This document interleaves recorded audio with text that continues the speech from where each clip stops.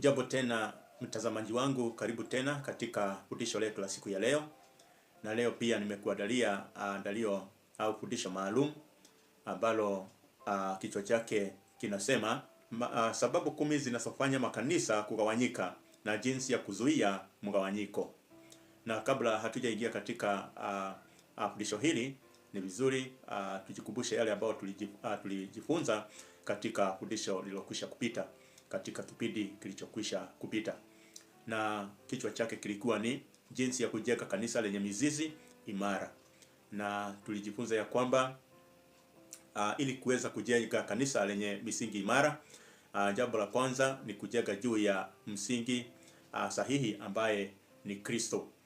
Vile vile tukajifunza ya kwamba ni kuweka neno la Mungu kwa kuwa nguzo au kama nguzo.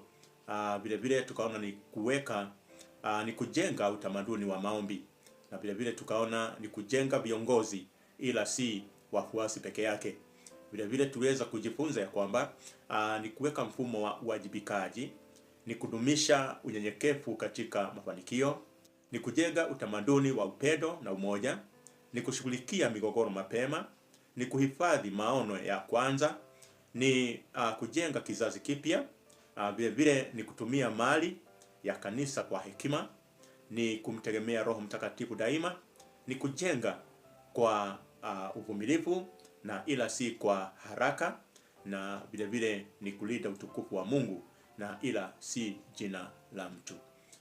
Hayo ndio tuliyoweza kujifunza katika fundisho ambalo lilikwisha kupita. Na siku ya leo nataka tuingie katika fundisho letu, na tunaona kwamba kama tulivyosema tunaangalia juu ya mambo ambayo yanaweza kuleta mgawanyiko katika makanisa. Na kwa hivyo tunaona ya kwamba mgawanyiko wa kanisa ni moja ya changamoto kubwa katika huduma.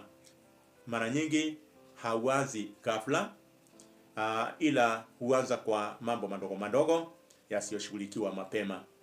Na Yesu aliomba umoja. Katika Injili ya Yohana sura ya 17 mstari wa 21, Biblia inasema ya kwamba wote wawe umoja kama wewe Baba ulivyo ndani yangu nami ndani yako. Kwa hivyo hii inaonyesha kuwa umoja si jambo la hiari, ni kusudi la Mungu. Nataka tuangalie sehemu 10 ambazo zinaweza kuleta mgawanyiko kanisani. Na tutakuwa na hizi hoja 10, na hoja ya kwanza inasema kiburi. Kiburi, tunaona ya kwamba watu wanaposhikilia mawazo yao kuliko ukweli, kiburi kinaingia. Na katika kitabu cha Methali, Biblia inasema ya kwamba katika sura ya 13 mstari wa 10, kwa kiburi huja ugomvi tu. Na maelezo ni kwamba kiburi huzuia kusikiliza na kukubali makosa. Katika hoja ya pili ni migogoro isiyotatuliwa. Na tunaona tofauti ndogo zisipotatuliwa hugeuka chuki. Katika waraka wa Efeso sura ya 4 mstari wa 26, Biblia inasema kwamba jua lisichwe juu ya hasira yenu.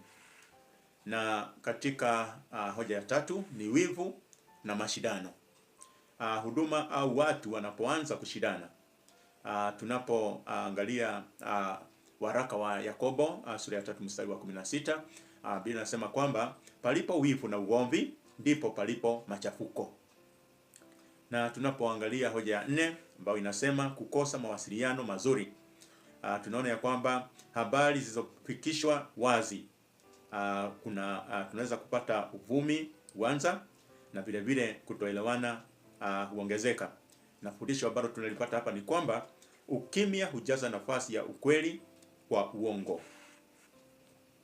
Na tunapoangalia hoja ya 5 ambayo inasema uongozi dhaifu au usio wa haki, tunaona ya kwamba kiongozi asiposimama kwa haki, baadhi hupendelea, wengine huumizwa, na vile vile haki haionekani. Katika kitabu cha Methali sura ya 28 sura ya 29 mstari wa 2, Biblia inasema kwamba mwenye haki akitawala watu hufurahi. Katika hoja ya 6 ni kutokuwa na mfumo wa uwajibikaji. na tunaona ya kwamba watu wakifanya wanavyotaka bila kurekebishwa, mambo yanaweza kuwa mabaya. Katika waraka wa Ibrania sura ya 13 mstari wa 17, Biblia inasema kwamba watii viongozi wenu, kwa maana wao wanalinda roho zenu. Tunapoangalia hoja ya saba ambayo inasema tofauti za mafundisho. Kama msingi wa mafundisho hauko wazi, basi mgawanyiko hutokea. Katika waraka wa kwanza wa Timothy sura ya 4 mstari wa 16, tena tunasoma ya kwamba jifunze nafsi yako na mafundisho yako. Katika hoja ya 8 inasema maneno na ubea. Tunaona ya kwamba maneno mabaya hueneza moto.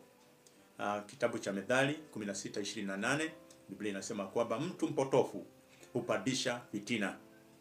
Na vile vile tunaona katika hoja ya 9 kupendelea au upendeleo. Tunaona kwamba wengine wanapopewa nafasi au upendeleo usio wa haki. Tunaona waraka wa Yakobo sura ya 2 mstari wa 1 ambao inasema msiwe na upendeleo. Na tunapoangalia sura ya 10 au hoja ya 10 ambayo inasema kupotea kwa maono ya pamoja. Biblia inasema kwamba watu wasipojua wanakoenda, kila mmoja huanza kufuta upande wake. Katika kitabu cha Amos sura ya 3 mstari wa 3, Biblia inasema kwamba je, wawili waweza kwenda pamoja wasipokuwa wamepatana? Na hayo ndio tuliyokuwa nayo katika sehemu ya kwanza. Natumai umejifunza mengi ambayo yanaweza kusambaratisha kanisa la Kristo. Kwa hivyo ni vizuri kama viongozi, wachungaji na vile vile wale ambao ni wanakamati wa kanisa kukaa katika vikao na kujadili na kuangalia mambo ambayo yanaweza kuleta mgawanyiko katika makanisa yetu. Na kwa hayo nakutakia kila laheri. Mungu wetu akubariki, akutendee mema. Shalom.